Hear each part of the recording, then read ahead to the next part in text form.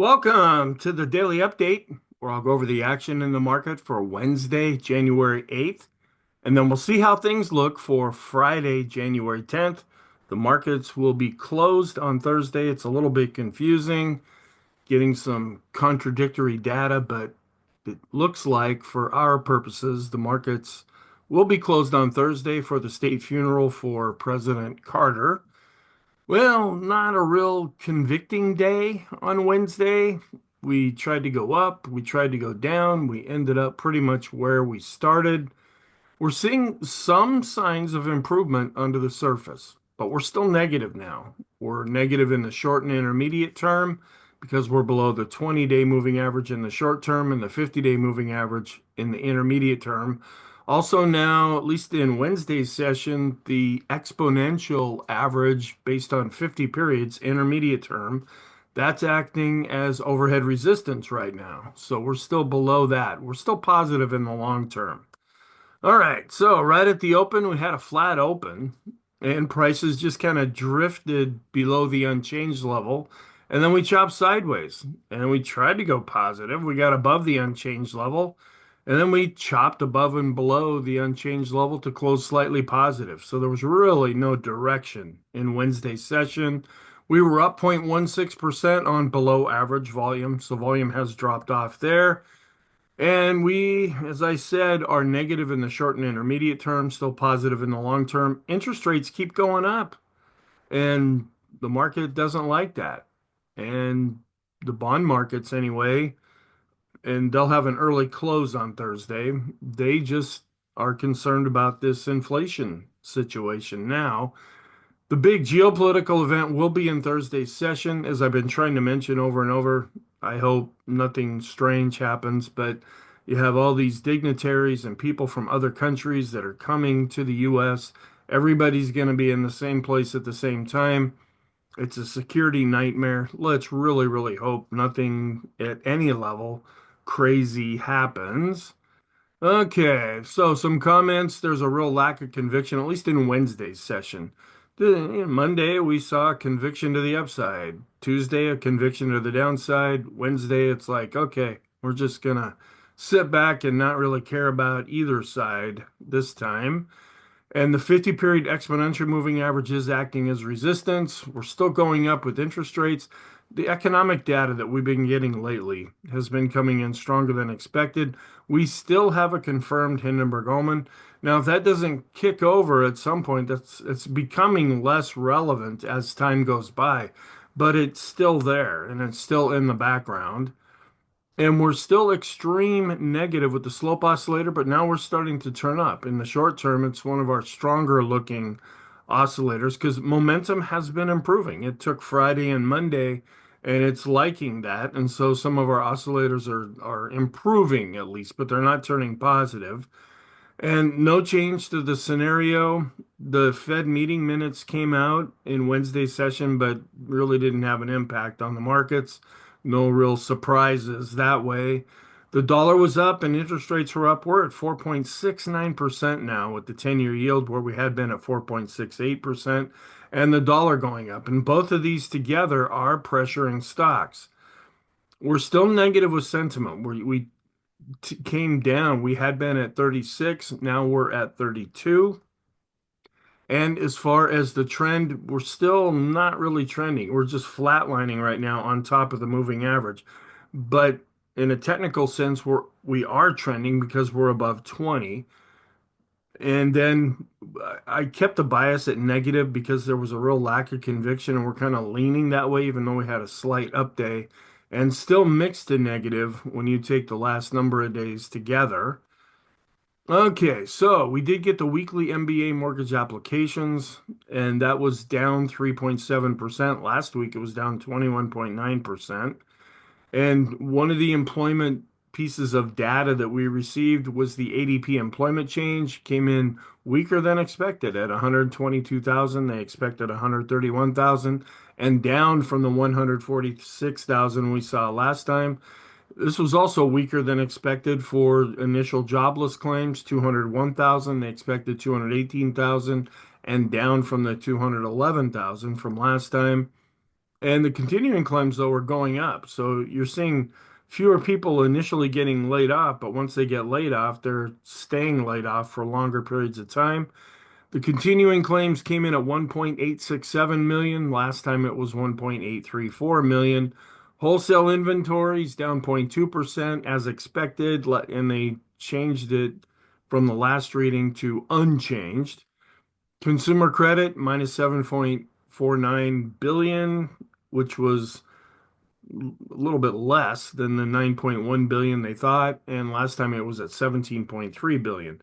Okay, and some of these are out of whack because of Thursday's closure. So and the economic calendar's been kind of confusing this week, so that's why we got the jobless data on Wednesday instead of the usual Thursday. But we're coming down with the initial claims, and that suggests employment strength. But we're going back up, but the moving average is still coming down when we look at continuing claims. So we take it all together, and then in Friday's session, the unemployment rate will be updated. A little bit of an uptick with continuing claims, a decline with initial claims. And so, but you take this as one big picture, and the employment situation is still looking pretty strong. The mortgage applications were down, but down less from what we saw in the previous reading, and the ADP employment change. We are trailing off here a little bit as far as the how things are changing according to this chart. Wholesale inventories, they were positive in the latest reading, they were down. Consumer credit on a year-over-year basis is actually going down, but still above zero. And that month over month, we saw a real increase this time, where we saw a decrease with the latest reading. Then looking at the Isabel Net blog charts, and this pops up from time to time, the top 10 mega caps as a percent of the S&P, and that's why we follow these. That's why I have individual charts, not of all 10. I think it's 9 or something that I show. It's more than the magnificent 8, but the top 10 account for 39.73% of the S&P. That's a huge part, and that's why we follow these, because if they're up or down, that can really impact the S&P itself. Implied cash allocation by non-bank investors globally. This is just showing and the holdings of equities to bonds and money supply M2. The dotted lines are averages, showing there's kind of going down right here now. And how much money is in the different gold ETFs that are available? It's dropping off. Probably not really influential to what we talk about here. The market cap of the Magnificent Seven, we're at 34%. And the commodity traders advisors, how much exposure are they in oil right now? They're actually negative.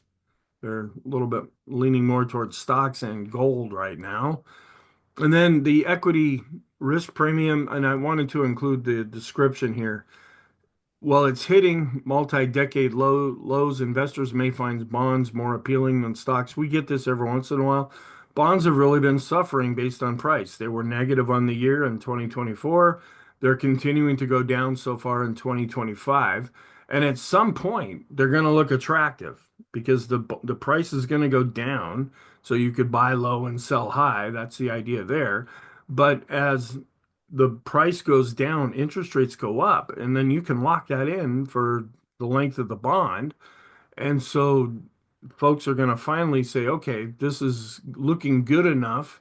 Let's get into that. And we can get a risk-free return. We don't have to worry about market volatility.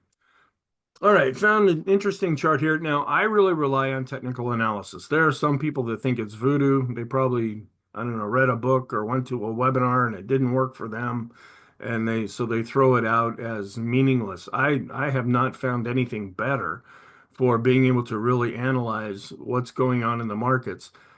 And yeah, I do a lot more indicators than that are on this list. And some folks say it's analysis paralysis, and you look at so many things. I use what's called the consensus approach. That's what I call it. Others, the few that I've run across that use the same type of approach, called the weight of the evidence approach. We take everything and weigh it all together and then reach our consensus. Well, these are probably the most common indicators. I use a lot more than these, but I go through these in the course that I have. and I have a pretty lengthy and in-depth technical analysis course as part of the program that I have. But these are just some of them. And a lot of times, if you're just beginning to learn technical analysis, I think the MACD and the RSI, those were the very first two that I learned way back in the early 90s or so. It's like, okay, well, one's helping with direction, the other one's giving us overbought, oversold, and momentum type indications here. But you'll see the charts that I go through use variations of all these different things, and then even some additional ones. And then people are trying to make a comparison between what's happening now with 1929. Okay, fine. You can plot these charts on top of each other. Uh, Of course, something like that could always happen. I mean, you got the new administration coming in that isn't really liked by a large part of the media and different folks. And okay, is something going to happen that way? Are we going to have some problems economically? Are there geopolitical things that we can get involved in with Russia or China? Are there other escalations that could happen throughout the world that really bring things down? Okay, we'll just see how things go with that. The perma bears love this. They're saying this is what's going to happen. We'll have to see. Um, if things actually end up developing that way. That's why I take a day by day approach to this whole thing. And then we try not to get ahead of ourselves. I don't forecast like this chart is trying to do. I look at these things and I think they're interesting, but I don't base my decisions around them. And then the transportation average, and I'm actually going to go over this chart again in the intermarket analysis video. It's really been lagging. And that's really not kicking into gear. We're seeing quite a difference between the Dow, or I'm sorry, the S&P and the transportation index. And I do some correlation studies with them. We compare the S&P with the Dow Jones Transports, and it looked like they were really starting to take off here for a while, but now they have fallen back. Okay, here's our chart. Not a really exciting day. We pretty much were flat and then went down after the open. Tried to go positive, then tried to go negative, then tried to go positive. Chopped along the unchanged level and closed slightly positive there. And we were stronger in when Europe opened up, and it looked like we were getting some strength there. But then we just started to come back down and chop all over the place as we opened in the US. Not a real convicting day, and we're pretty much unchanged right now to slightly lower, but the markets will be closed. So I'll keep an eye on these things because even though the markets are closed on Thursday, the futures will still keep trading. Still looking good here with the blue line above the red line. Internally on an intraday basis, growth is outperforming value. Also holding up fairly well with our growth to value ratio for the S&P intraday. End of day, growth was up just a little bit more than value, but they both didn't really change. Mid caps saw a little bit of an improvement with growth, and the small caps also saw an improvement there. But the small caps are going nowhere. They were unchanged to slightly down on the day. But when you look at this, you keep in mind that the index has just been going sideways, but the growth to value ratios is still looking pretty good. Also, still looking fairly good here with the mid caps, even though the index is not going anywhere. Still looking pretty solid with the S&P growth to value ratio, and still coming down a little bit, but still looking solid when we compare growth to value with these ETFs. Discretionary to staples also still looking good. So these things, they've been there for over a month now. They've been looking pretty good. Actually, some of this is going back into November, but it's just not helping the markets right now. Large cap growth ended up being virtually unchanged, but still hanging out above its 50-day moving average. Our trend just flatlining here with the ADX on top of the moving average, but we default to negative because the red line is above the green line. And same thing here in the short term. Red line on top, that's negative that way as well. Volume was below average here, although it has been picking back up this week. It really dropped off in Wednesday's session. Sentiment, the latest reading from Investors Intelligence have us more down into a neutral area, 2.66. And pretty much flat with the VIX on the line chart and the bar chart, and still above the moving averages here, but declining on a closing basis with the VIX of the VIX. Momentum, well, we were looking a little bit lower, and then we're looking a little bit higher. The MACD is pretty much flatlined right now with the VIX. And then we're coming down, but we ticked back up a little bit with the skew index. The market is still anticipating some kind of a big move that hasn't happened yet. We're not sure if that's to the upside or the downside. We ticked down just barely with this fear gauge, and we ticked down with the other one. So a little bit of a confirmation there. Coming back down with our risk on to risk off ratio, we had been moving up, and it looks like this was really gaining some momentum, and now we've been falling back. And then this could be some hedging ahead of the closure on Thursday. We saw a real pickup on the daily chart of the equity put call ratio, and we ticked up with the 5-day, but we're still extreme negative. Here's a longer term look at that same chart, and we're now starting to go back up with our 10-day. Now, when this goes up, that means there's hedging going on. People are concerned about something, and that can often be negative. But we've just been chopping around. You can see with the 10-day, we're just no real conviction, no big up or down moves lately. Volatility risk premium, not really showing any fear here. We're still below the band, even though it picked up slightly. And we flatlined with the advanced decline line based on price and volume, but we're still longer term positive since we're above the moving averages. We did see an expansion of the new lows, and that's a bit of a concern where we had been seeing an improvement with the 5-day and we're flattening out now with the 10-day moving average. Excuse me. But this is getting a bit concerning to us internally. We need to see if we're more positive on things. The market really start to go up and generate a lot of green here, which means new highs, and see a contraction of the new lows. And we're back up to the moving average here, looking at the accumulation distribution where we had been leaning more negative. Still negative with the advanced decline ratios. We're below zero based on price and volume.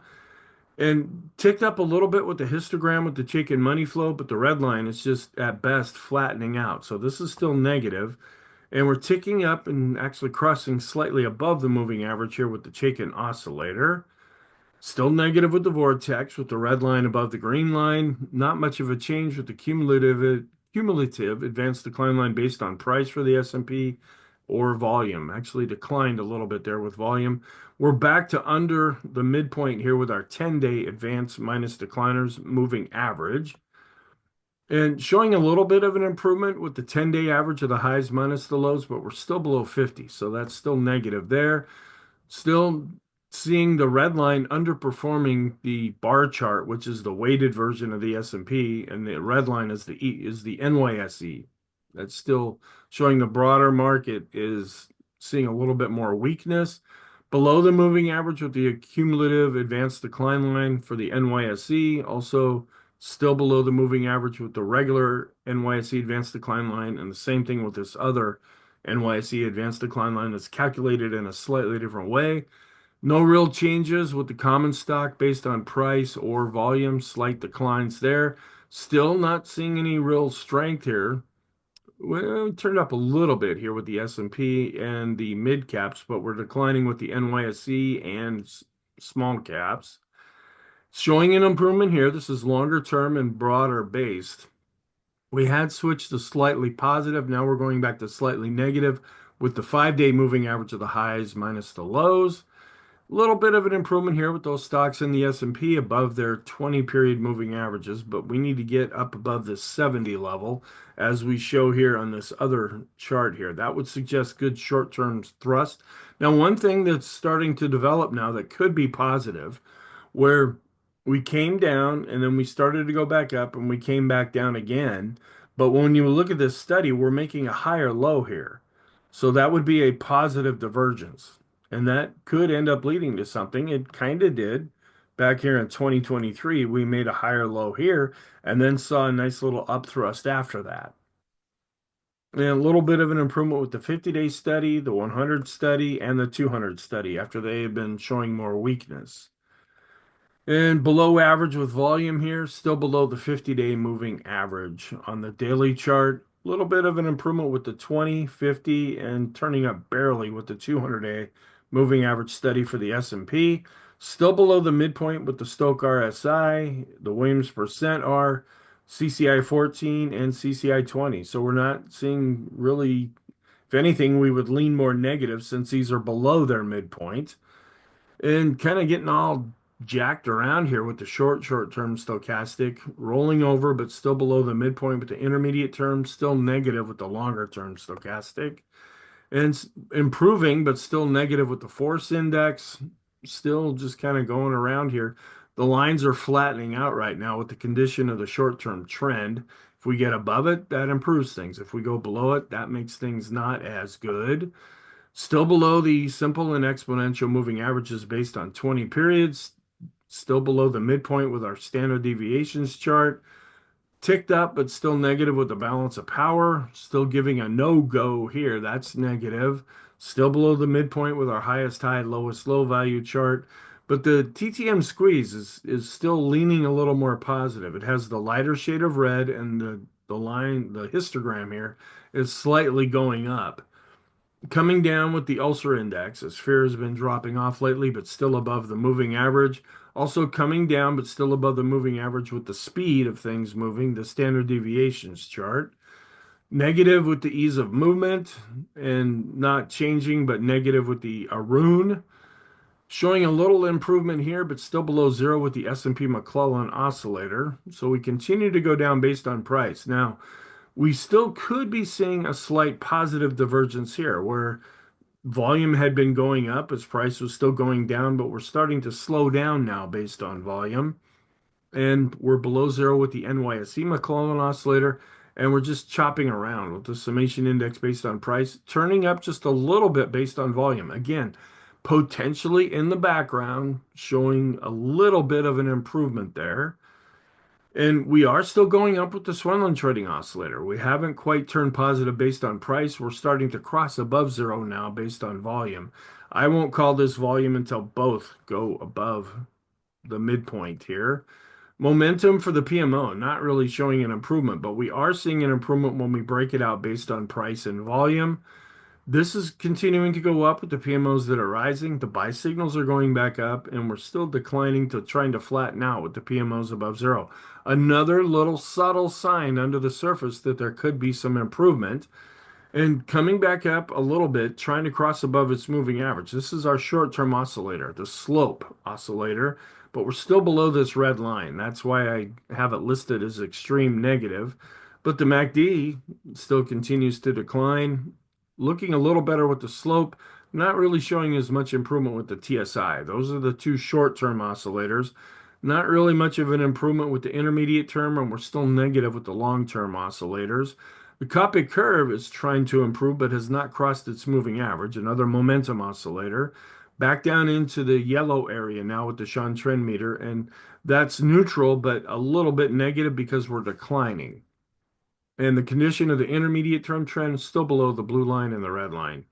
We're just not able to get back above those, at least yet. And the exponential version, that's the blue line here. That's acting as overhead resistance. We're still below the simple moving average based on 50 periods. So we're below the 20s and 50s. That's why we're negative in the short and intermediate term. If we fall, we'll be watching the 100 period moving averages. Ticking up, but negative with the ultimate oscillator. Money flow ticking up, but below 50. That's negative. Still above the moving average, though, with on-balance volume. Still below 50 with the RSI 14 and 9. And we've gone from negative to neutral with the Elder's Impulse system for the S&P. We're still negative with the parabolic SAR. Coming down, but still slightly above the moving average with the bullish percent index. This had given us some real hope after Monday. But then Tuesday it declined, but was still above the moving average, and not really, it was virtually unchanged here in Wednesday's session. And kind of just chopping around now with the NYSE bullish percent index, slight decline, but above 50 with the NASDAQ 100 BPI. And we're still below this little mini rainbow. The longer we stay below it, the more these lines are rolling over. And this has been acting as some overhead resistance. We're going to need to break through that to turn more positive. The longer we stay down below this, the more negative that will be. And we're still in the cloud here with the Ichimoku cloud. That's holding us support for right now. but we're more negative with the blue line below the red line, and the green line just barely ticked up a little bit. And this is longer term, still below this long-term trend channel going back to 2009. We hit the upper end of that and have not been able to break out above it. So we're more negative now with the hike in ASHI. We're negative in pointing down with the KEGI chart, negative with the Renko chart, and negative with the three-line break chart. Longer term, not much of a change here with our 150 and 200 period moving averages. Still wondering if the ZWAG NYC breadth thrust will be triggered. We still have a few days left on that one. And we're negative across the board with all the stock indexes in the short term. We're negative with the mid caps and small caps, and negative across the board on all time frames with bonds, or commodities are seeing a bit of a resurgence in the short and intermediate term, and the dollar continues to be strong. So seeing some red and green or blue here. Canada had a bullish MACD crossover. The dollar just keeps going up. Canada got above 25,000, and we're seeing a drop below 5,900 with the S&P. We did get a BPI cross below 50 with the NASDAQ. The NASDAQ, it first got above 19.4, then ended up going down below, 19.5, and then went down below 19.4. Still seeing a bit of a disconnect here as the red line equal weight version of the S&P has been under more pressure than the weighted version.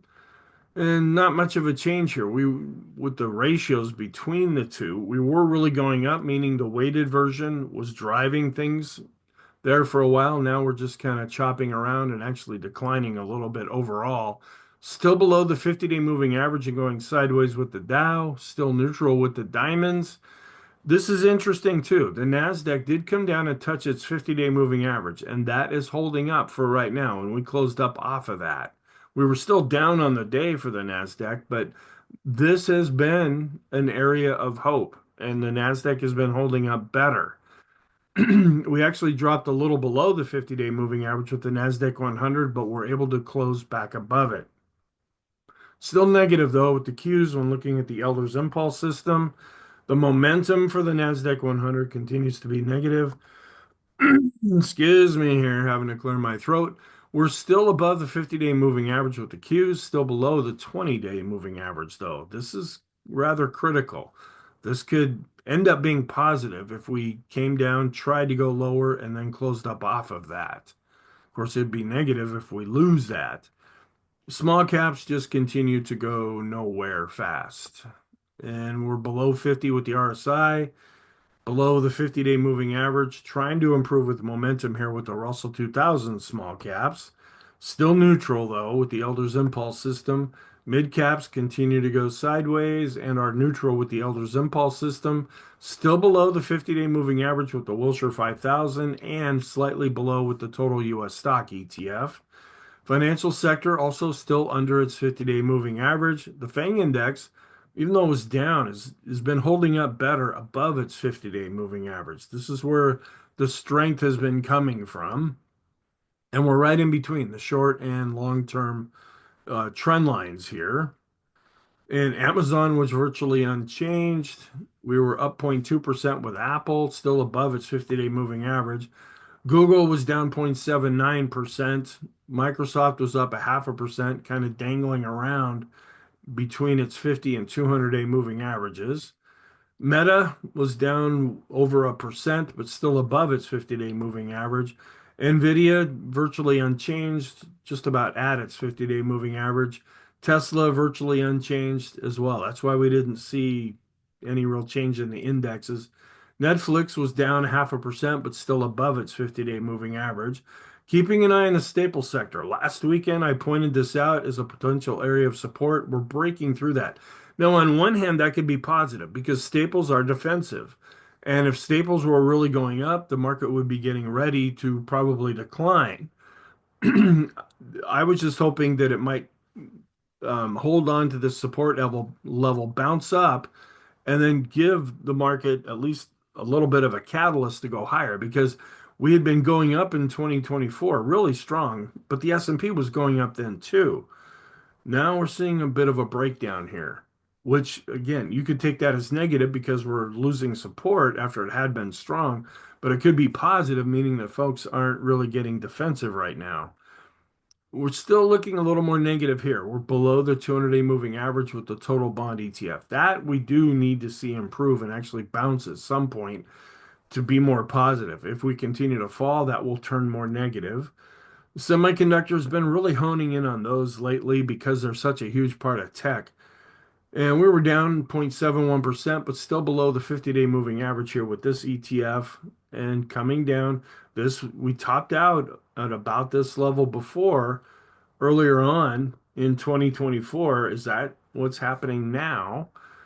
And coming down a little bit, but still above the 50-day moving average with the Dow Jones Semiconductor Index, still a little bit above the 50-day moving average and in a downtrend with the SOX index, and coming back down with the ratio. And we need to see this really go up to be more positive when we look at semis to tech. And just pretty much neutral right now when we compare US stocks to world stocks, but longer term, the correlation is getting stronger. Oil, just keeping an eye on that, mainly for geopolitical reasons. We were down over 1% here. We'd been going back up, but we declined on Wednesday. The dollar is still looking really solid. Man, if you want to go to Europe now with the euro and the dollar up close to parity with each other, that's pretty advantageous. All right, and then we're still going up with the 10-year yield. We're going down with the 10-year based on price, even though this ETF was up. This is another concern too. When we look at the ratio between home construction and 3 to 7 year bonds, we broke below the 250-day moving average, and we're not really showing much improvement, at least yet. And coming back down to the moving average with the Qs to S&P, still below the moving average with discretionary to the S&P on the moving average when we compare large cap growth to large cap value. So we're on the moving average with the large caps, mid caps slightly above, and we're also still slightly above with the small caps. So what's our outlook? Again, this has been rather confusing because you got all these different markets and they make recommendations about whether they should close early or be closed at all. But it looks like, based on what we do, looking at the S&P 500, that will be closed on Thursday, and bonds will be open, but are expecting an early close. I saw contradicting posts on Twitter, X, whatever. One post said this is what's going to happen. Another post said that's going to happen. I went to what I consider to be a reliable resource, so let's hope I have this right. We are still negative in the short and intermediate term, but we are seeing some signs under the surface of possible improvements. Well, they are improvements. Whether they're going to lead to price improvements, that's the possible part. And we're going to get the employment situation report as well as consumer sentiment on Friday, now that we got the economic calendar worked out. And then the geopolitical things going on there. And here's a look as we close out the economic calendar. Here's a look, and I took another shot of this because this was on one of the calendars, and it's still messed up. Still saying that we're going to get initial jobless claims on Thursday, even though it's already come out. Okay, seasonality for Friday, January 10th, pretty positive across the board with the Dow, S&P, and NASDAQ. And we do start to go back into a little bit, the green dash line. We see some positive seasonality here. And that's longer term, where this previous chart just goes back to 2002. And Friday, at least in 2024, was the most positive day. So we'll see if that's going to create something positive that way. We are in the first half of January, which tends to be one of the better performing times. The second half of January also performs okay, but not as good as the first half. But tell that to 2025 so far. And small cap should be beyond the moon right now. They're just sitting on the launch pad. And now we're coming into the second part. I shouldn't say second, the third part now, the next part of Tom Bowley's research, where from the 10th through the 18th, we go through a period of positive seasonality based on his research. So when we look at our smart money indicators, not a lot of conviction here. The Chaikin money flow is still, it's improving, but negative. The Chaikin oscillator is trying to turn up. Accumulation distribution is kind of flatlining right now. We are still below the moving averages with the advanced decline lines. Excuse me. The equity put call ratios are back to going up where they had been going down. And our McClellan oscillators and summation indexes are negative, the parabolic SAR. And we've turned positive now with the Swenlin trading oscillator based on volume, but not quite yet based on volume. Our oscillators are negative, but could be improving there. We still have this confirmed Hindenburg-Omen, the vortex, the moving average studies are negative, ease of movement, money flow, ultimate oscillator, and the momentum for the NASDAQ 100. On the positive side, I've been saying this for I don't know how long now. Growth to value, discretionary to staples, they're doing okay, right? But it has not transpired into positive price action. And the bullish percent indexes are still positive, but showing some weakness right now, specifically with the S&P 500 BPI, and we're still above 50 with the 200 period moving average study. Financial sector below its 50-day moving average, but still in a pretty solid uptrend. And then here's an update of the Hindenburg Omen chart here. We made a spike down. Now we're coming back up more here. We'll just have to see if there are any additional spikes that end up happening. So our conclusion, at least in Wednesday's session, we're really lacking conviction, but we would lean more to the negative side of things with large caps and growth holding up fairly well. We're negative in the short term with nothing extreme negative now. In the intermediate term, we're negative because we're below the 50-day moving averages and the exponential 50 is acting as resistance where we are still positive in the long term. Thank you. Have a good day, and I will talk to you in the next video.